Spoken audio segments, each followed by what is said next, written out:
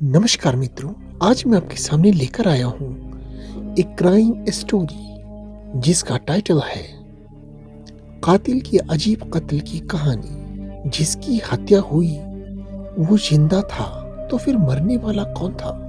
आजीवन कारावास से बचने के लिए भोपाल के एक कैदी की असली कहानी। जेल जाने से बचने के लिए इसने फिल्म अंधा कानून जैसी स्क्रिप्ट को हूबहू नकल कर डाला। जुर्म की दुनिया वाकई अजीब है।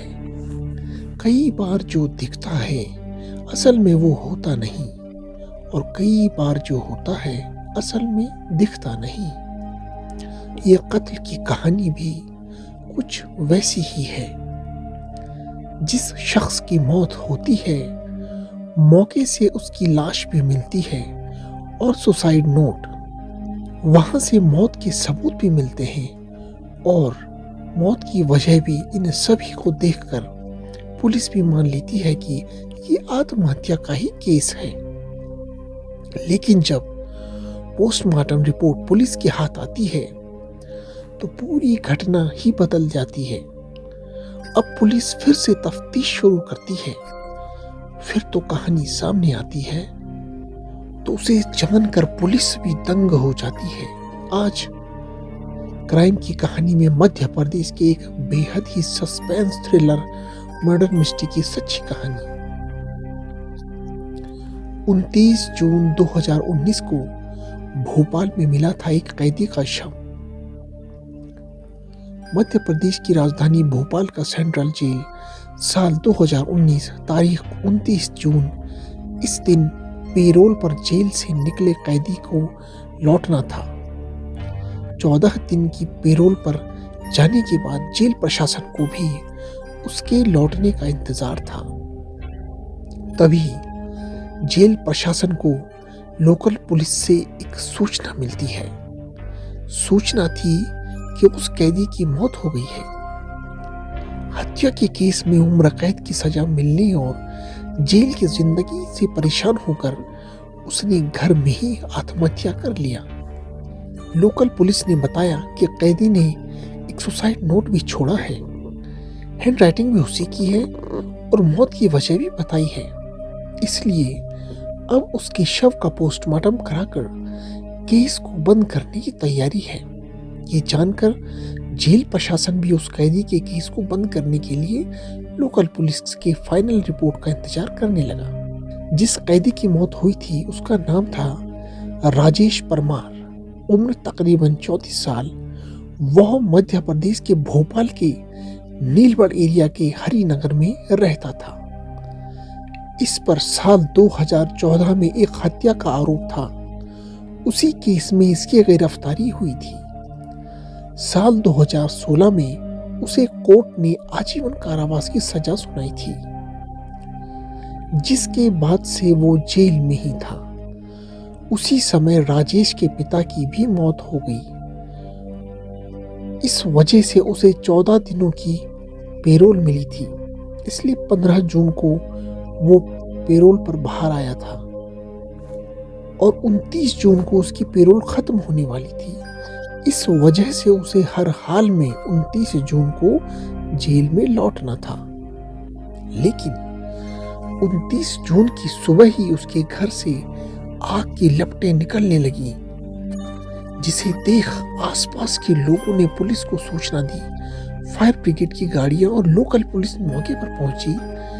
आग बुझाने पर देखा तो एक युवक बुरी तरह से जल चुका था। चेहरा और शरीर भी पूरी तरह से जला हुआ था, जो देखकर ही वो मरा हुआ लग रहा था।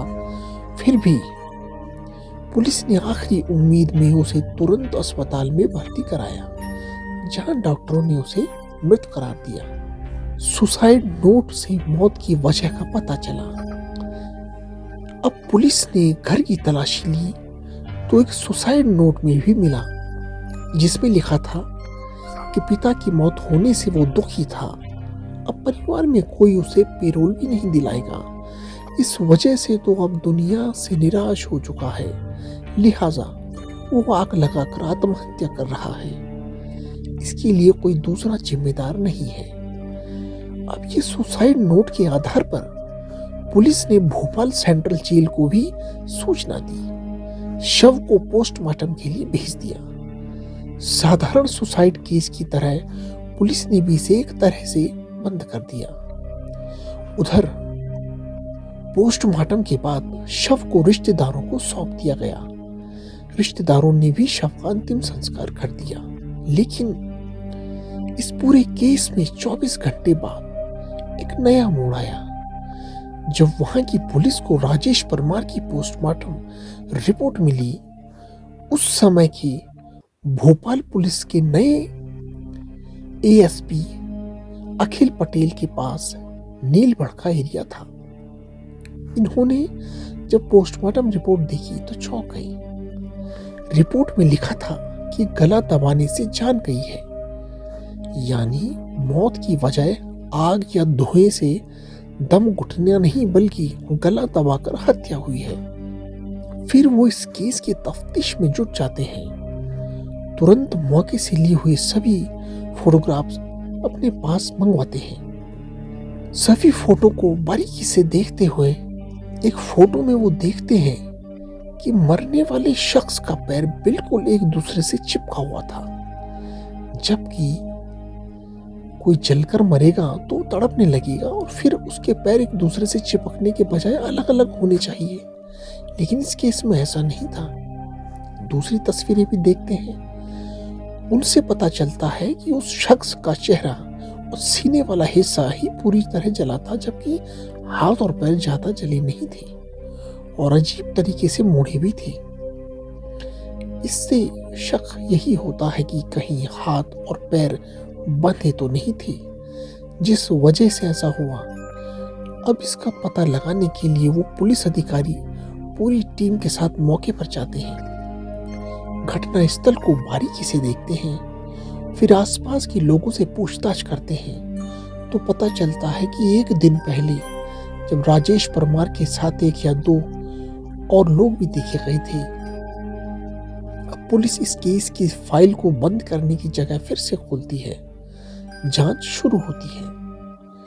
अब पुलिस को शक हुआ कि जिसकी मौत हुई उसकी पहले गला घोटकर हत्या की गई, लेकिन राजेश को जब सुसाइड ही करना था तो उसकी पहले हत्या क्यों की गई? अगर किसी ने गला दबाया तो वो कौन था? अब पुलिस के सामने ये भी सवाल था कि कहीं ऐसा तो नहीं कि मरने वाला राजेश ही ना हो। अगर ये राजेश नहीं है तो फिर कौन था? इन सब सवालों का पता लगाने के लिए पुलिस ने उसके मोबाइल नंबर का पता लगाया। फिर रिश्तेदारों के जरिए उसका एक नंबर मिला जो जेल से आने के बाद एक्टिव था, लेकिन अब बंद था। उसकी आखिरी लोकेशन भी भोपाल ही की ही थी। पुलिस ने जब उसके फोन की कॉल डिटेल चेक की तो एक नंबर पर कई बार बात होने की जानकारी हुई, लेकिन जब उस नंबर पर संपर्क किया गया तो वो भी बंद था। वो नंबर था निहाल नामक युवक का। अब पुलिस के सामने निहाल को खोजने की चुनौती थी और मन में सवाल ये भी आ रहा था कि कहीं निहाल ही तो नहीं मारा गया। इसके अलावा और भी कई सवाल। फिलहाल पुलिस उसकी तलाश में छूट गई। फिर पता चला कि निहाल मूल रूप से बिहार का रहने वाला है और पहले राजेश के मकान में ही किराए पर रहता था, लेकिन कुछ महीने से यहाँ से दूसरे मकान में शिफ्ट हो गया था। अब पुलिस की जांच में निहाल की लोकेशन गुजरात में मिली। इसके बाद पुलिस की एक टीम गुजरात पहुंची और दबोच लिया। इसके बाद जब उससे कड़ाई से पूछताछ हुई तब उसने जो कहानी बताई वो बेहद ही चौंकाने वाली थी।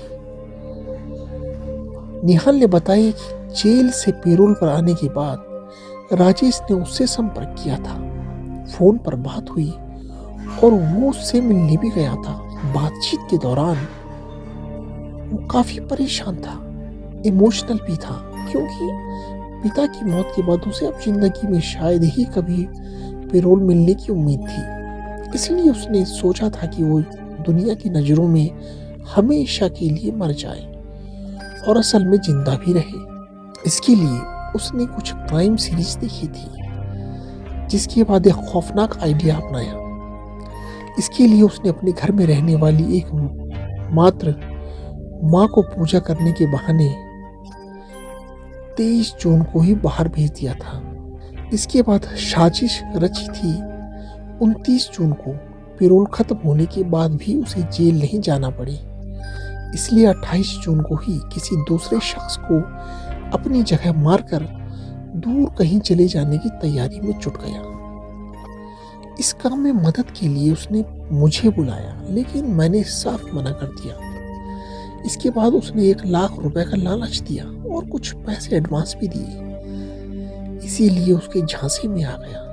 इस तरह 29 जून को पेरोल खत्म होने से ठीक एक दिन पहले यानी 28 जून को ही हम दोनों की मुलाकात हुई।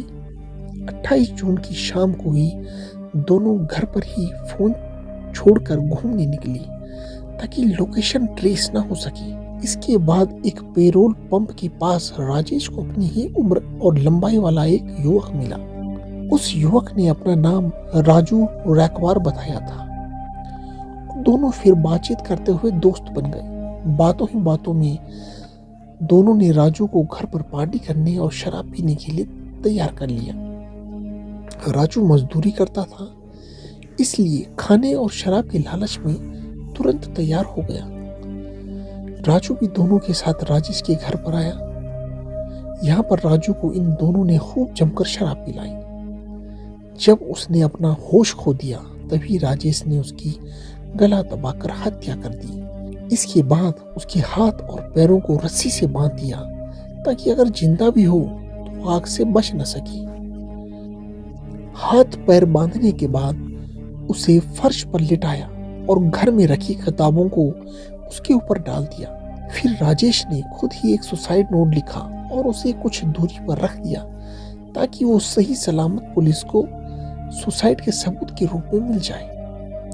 इसके बाद दोनों ने बाइक से निकाला हुआ पेट्रोल भी डाल दिया ताकि आग से वो पूरी तरह से जल जाए। क्योंकि घर का दरवाजा बाहर से बंद होने पर साजिश का शक हो सकता था, इसीलिए दोनों ने घर के दरवाजे को अंदर से बंद किया और छत के रास्ते से बाहर निकल आए। इसके बाद खिड़की से माचिस जलाकर तीली को अंदर फेंक दिया। इस तरह जब आग की लपटें बढ़ गई तब दोनों ने एक साथ वहां से फरार हो गए थे। साजिश के तहत राजेश ने निहाल का एक पुराना सिम कार्ड सिर्फ लिया और साउथ इंडिया में चला गया।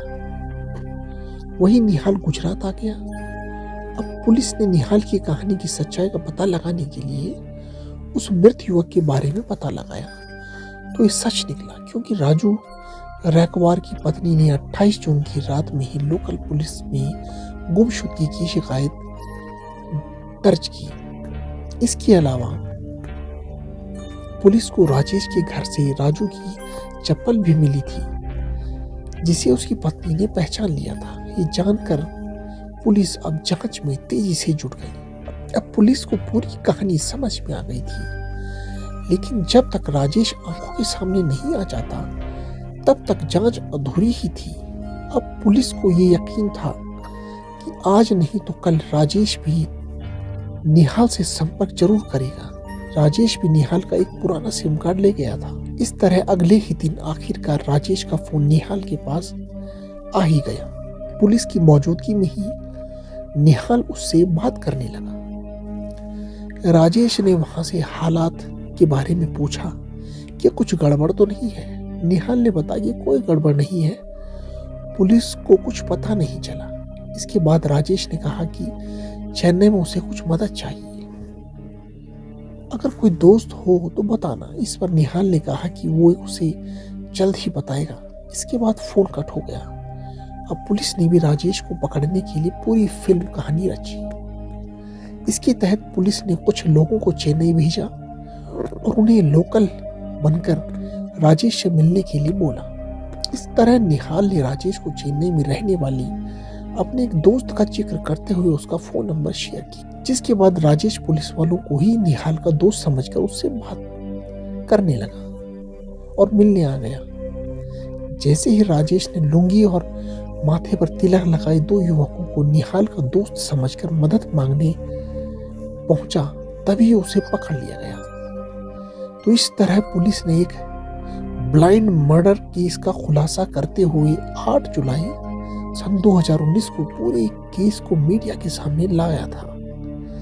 इस केस के बारे में खुद आईपीएस अधिकारी अखिल पटेल कहते हैं कि ये केस कानून की आंखों में धूल झोंकने वाला था, लेकिन अब बारीकी से केस की जांच हुई तो पूरा सच सामने आ गया।